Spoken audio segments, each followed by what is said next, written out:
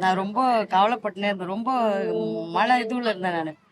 அப்புறம் இங்க வந்துதான் ஒரு ஒரு 3-4 வருஷமா தான் எனக்கு சரியாச்சு. உடம்பே எல்லாமே சரியாயிடுச்சு, மனசே. அதுல இருந்து ரொம்ப சந்தோஷமாயிடுச்சு. அப்புறம் ஃபுல்லா முருகர் தான் இங்க. சந்தோஷப்பட்டு அந்த ஹாப்பில வர ஆமா கண்ணீர் அப்படிங்கிறது ஆமா தனி. அதான் அதான் இவ்ளோ அதான். இவ்ளோ முருகர் அப்படிங்கிற வார்த்தையை கேட்கும் போது இப்படி உங்க கண்ணுல இருந்து தன்னால தண்ணீர் வருதுன்னா அவ்வளவு ஆமா கனெக்ஷன் என்ன?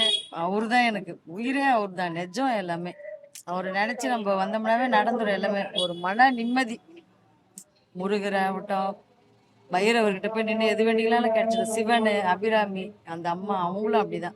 நீங்க வந்து நான் இந்த ஒரு விஷயத்த வேண்டிக்கிட்டேன், இந்த விஷயம் எனக்கு சீக்கிரமாவே நடந்துருச்சு, நான் நினைச்சேன் அது அப்படியே நடந்துருச்சுன்னா என்ன ஒரு விஷயம் சொல்லலாம்? ஒரு விஷயம், எங்க பேரனுக்கு இப்போ அவன் 7th படிக்கிறான். டிஏவில எங்களுக்கு ஆசை அவன் டிஏவில படிக்கணும்ட்டு. எக்ஸாம் எழுதுனா மெரிட்ல அவனுக்கு கிடைச்சிச்சு. இப்ப இந்த ஒரு 3 மாசமா போயின்னு இருக்கான். சத்தியநாராயணன் அவன் பேரு. ஓ ஓ ஓ. எங்களுக்கு 2 பொண்ணு. ஆ, ஆ.